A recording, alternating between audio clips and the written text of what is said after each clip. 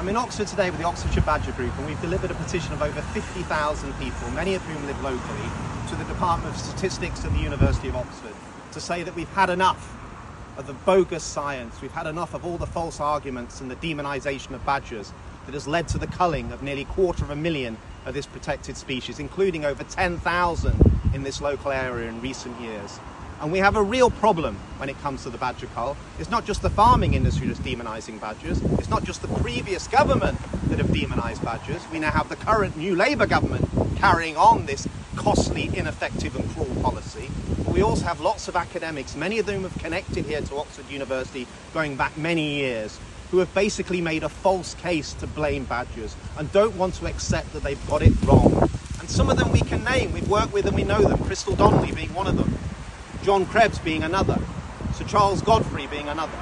And there's a real danger at the moment that all of these academics have been around this issue for so many years, that have made so many mistakes when it comes to blaming badgers for bovine TB, are being brought back into discussion again with a new Labour government. And we'll go back with, I hope, complete new TB review that will come up with the same failed policies in the past.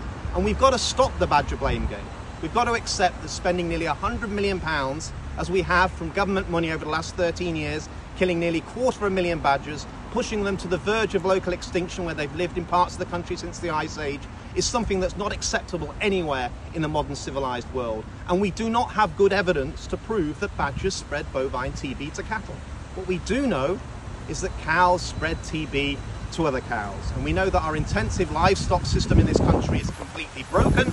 We have too many cows that are moved through cattle markets with poor biosecurity controls, too many cows kept in damp conditions for over 6 months a year. We don't have good TB testing systems to identify the disease, so the disease spreads and the badger is blamed, and then the badger is killed as a result. But it's not getting on top of the disease for farmers. And that's something that Brian May's documentary that will go out on BBC Two on Friday at 9 p.m. will really begin to show, through a lot of research, working with farm vets, working with farmers, to find solutions to bovine TB that are not based upon killing badgers. There's a lot of vested interests that don't want that documentary broadcast. The Countryside Alliance, the National Farmers Union, and many of the academics here in Oxford that have got a lot to lose when it comes to their reputations. But ultimately, we need a policy that's not cruel to animals, that's good value for taxpayers and helps farmers get on top of this livestock disease. And at the moment, badger culling is failing on every single count. It's a disease of cattle, not a disease of badgers. It's a disease that badgers have got from cattle, but killing them is not a solution. And as we've said over the years, through all the campaigning and all the fighting we've done against this policy, the badger cull is the canary in the coal mine. It's basically telling us an awful lot about what's going wrong with our countryside, with our farming and food production systems, and with our policy making within government. We do have a new government. I think there's a huge amount of expectation that there'll be political change in this country. But I fear that when it comes to the environment and wildlife protection, it's very much business as usual. So the fight to protect badgers, to protect wildlife, to protect our nature and our landscapes goes on.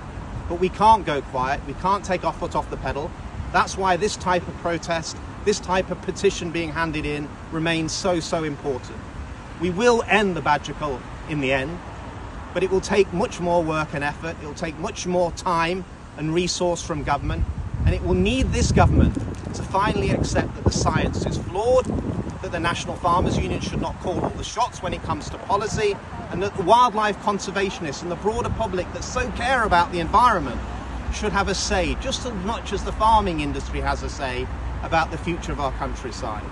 So we will fight to protect badgers, and we'll continue to voice our concerns until this mad, cruel, costly policy finally ends.